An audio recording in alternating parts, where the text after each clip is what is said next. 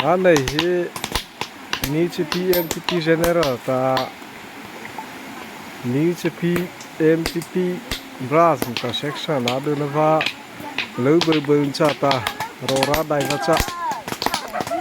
te mangasa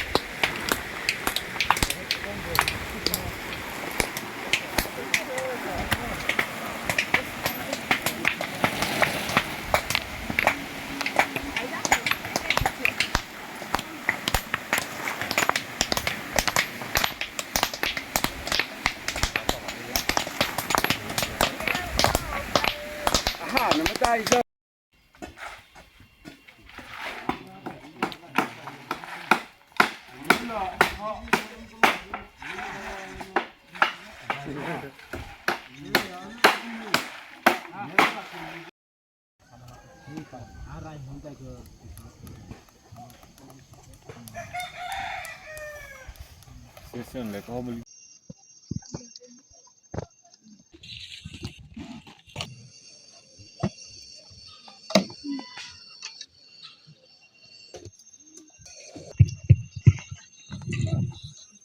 Tem lá volta para lá já que zeita amo tai pi ni dari ja jam peri ni to tama vo po ho dai phanga sao zo ne pita ni bi zo to thi ne pi ti va mi ke zei chi ye ta lom bi vo pam pe sen ta se le khu ta amo ta hale ta vo thi zo de tan ta ai ra ta vi sin ta en so da to ta ha program zo so pe ta vo zo de tan hi ta lom bi NTP branch vo ta so ha vin ta mi tuo ta ku va re vo pa so pita jam ni chu ta ma vo pa so ja ha le heta ani heta phau thi ta de su vo ti pita vo lo ga sa pita le ta than ta zan ta am pa le vi zo branch ti Sheila non ta visino zon ta mi pova Ote mo ni no zo ta le ru ta thane pi ki thi tu chu le ta along bi le ru me se ta branch vo ta vo ri cha ha he ne pa hau tu la ta dai ti vo ha ta vo pa hau na vo ni pa ta amata apa hau khai to ta ri ri kunova a o ke zo ri ne va dai ti ni pa tla sa chai va Loma citation pinga amane von hi pa ta khai to division ne ma pa ta elo ne pa ko khai bi ta ma vo ho me se cha khela ha he dai ti phon la mo ma pa hu cha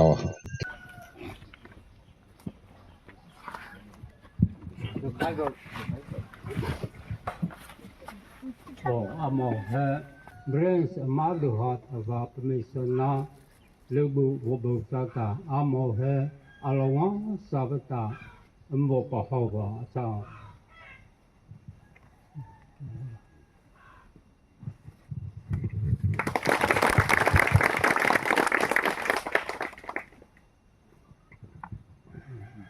amo he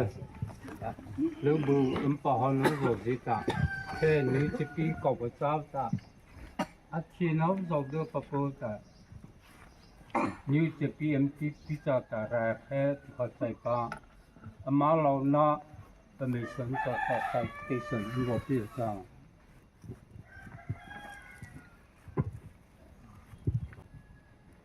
Mara kotle pau brands li tepi moto chili bezau bota di chona le khota ame patla cha chai pa rota ku sa ning ku kin ku pli chule MTP brands ni tepi ta he atun ko te pi le mai ta hot ho che ma pan ta te ma nga sau ta navo he tang wa ta ama MTP member zau du hau le ta ame patla cha chai pa na cham pa zona pa me sa na ta alo na bi ri na cha ta he ro cha he ame cha ta tu pa FT pa de lao si lo pi la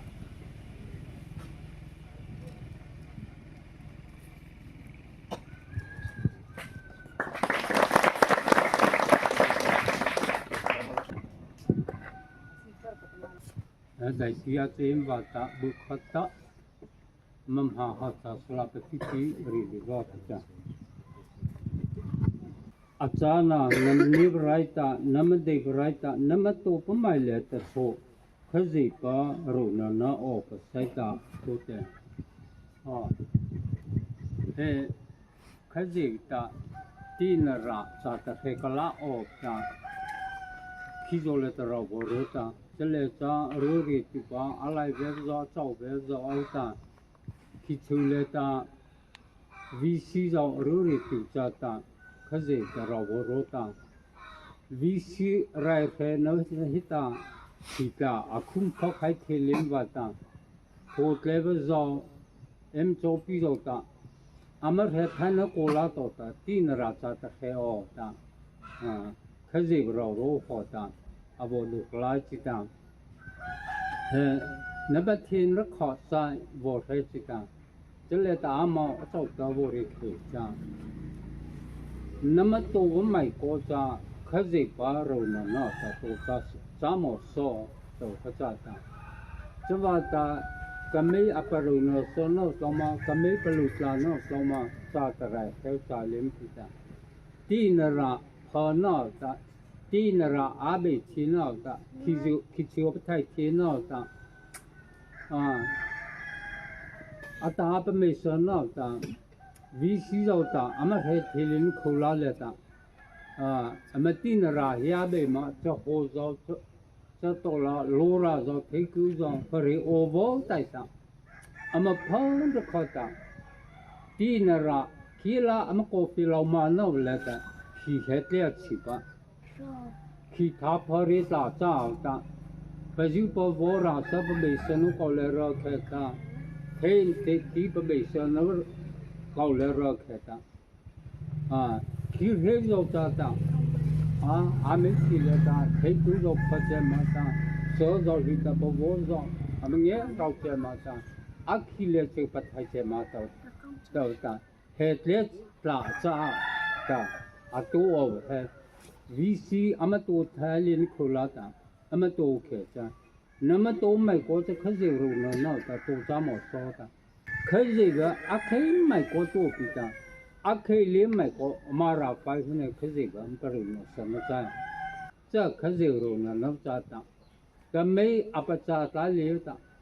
he ni che pi cha ta kha ma ke to the ro khatama he the ro khatama apate te ro ta ba a chu ga ta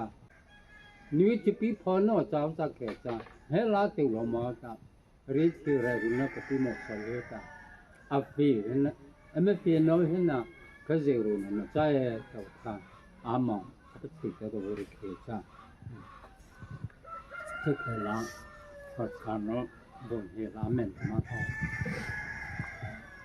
ama po va ra le ta pa se ni cha rai ru no zo che te ta nin ta de abu na pa tinara pa du o pa abo cham va ta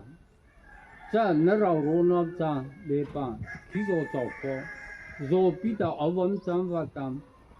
ro ri ti bu zo atha ti bu zo ko ne ta zo pi zo ta ta rai re o ta mane pa du ta pi ta cha om cha ta abu ve ta तीन राजा में फल रखा में छीन रखा तीन रा पछे पंगाई रहो ता तो बची होता नाम तमने पदिसिता जहोन ता तमे वाय हे सुला है ता इचा दा वो से पिता तो कजमा वाय पीएमटी पिन ता पर हाउ ता वो और सला सा नहीं को लिचकी अक्टूबर ने किने सुले पिता एमटी ब्रांच आदो होता रो अमरो होता आमो है चा ब्रांच समादु हो तबा मैं सनो चाता लुबु जों अंबो पहा हे एम लुबु है एबे पा नरो न चाता अम फ खाता खीन रा चाता खे ओपा नरो न चाता न्यू चपी तो पथी नान तम हो पिन चाता एबे पा अमो पदु है एबे पा चाव फोल तके लिन जाव फोल न जाव बो ओता ये ठीक है अम तो मैं कोई खजे न नाव ता तो न चा तो पन हिन चिका पु खो चा न पलु रूपा अरिया रो न पलु रुबन हिन चिका है तीन राता ता अमर है के नाव ता बेबा नाम तम है जो असब उला थाई न पे न नहीं बा न फौ जो ते बीता अम फंड खाता है तीन राता ता अमर है के नाव न थम पथाल ता कोला तम है जो ना सम दे तना इन बी चा जी क्रिस्ताที่เราใช้ติดมีใครรู้จักแท้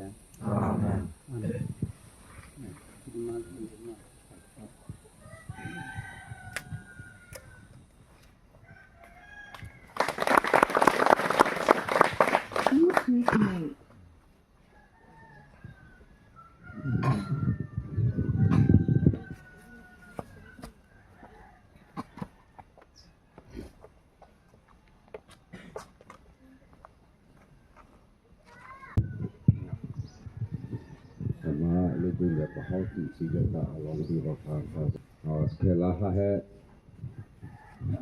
नहीं तो खासा सनवा बहुत पिता से सदा कोनो का मन से तबियत चाहे आमा तो दुनिया bahau वा सेपिकी जाता ने वा सेपिकी का एंटिटी का टिंसों का कोई खामुला में ही रसाता चाचा आमा रोसा तबियत आहे बहुत bahau लाइक रोसा ले रसा तमो तो Thank you.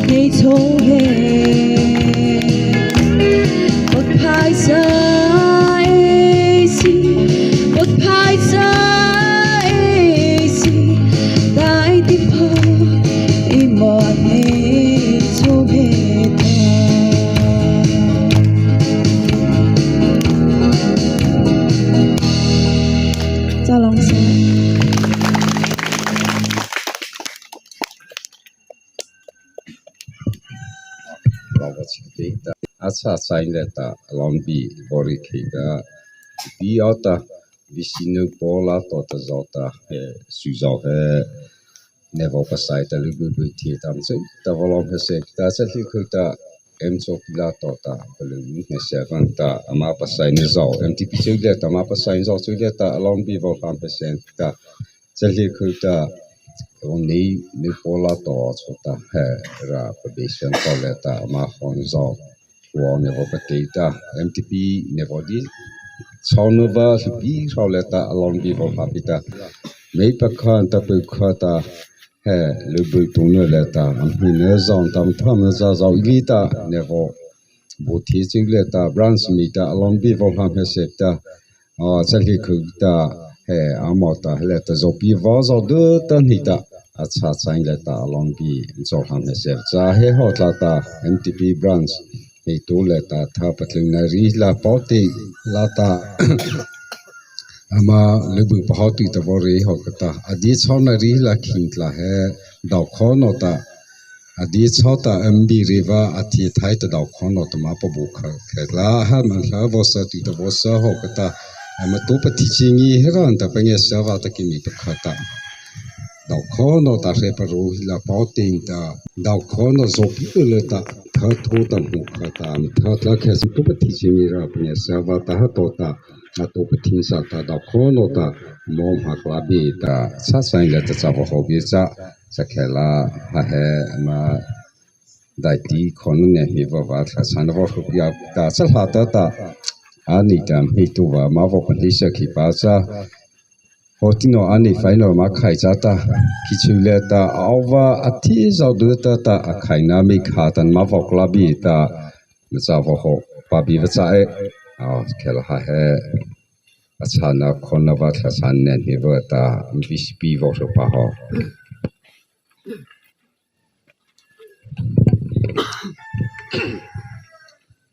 ta cha ta ma hila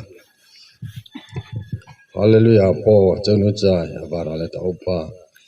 nange china khe khin i rav zau new chapileta apasava NGO found punane ne nevanta atsuleta on neva manu apasava zau ta mauliv ta athita mailin zau pen hevliv ta nange chin i rav zau ne na patis chani hi bata amheta ta bijai jesu christ ameta alone be it's a call apo chunu change chivta amau hesuleta new jepi MTP zauta section avodo ta khula le ta branch zau adu thi o wata namta NGO no pova phider zau le pelu zau beri ta branch adu nava athi parina bata ta lo bu zau bu ta amau he bo phova atsa nama nge chin va di ta he zau he avo to thi cha ta aman chule ta na phone zau du ta va ta he ku le ta along beri o zau ba he se ta amau he he to ta amvo fi na o zau du ta le ta nge chi ta nam ta am he ta pa kola amarai she o zau pa cha o zau di ta zau ko la to ta pho khai thi ra ta ate atu thi tu na ma cha nge pam va ta NGO ta amamu tu am thi zau he am pat pelu le ta pa khei ta be pa am nei chari khei le ta amatu o zau ma he o zau he phol tho le ta phol cha le ta na tho ta ko la he new NGO pa do tu ta chi ta he new NGO he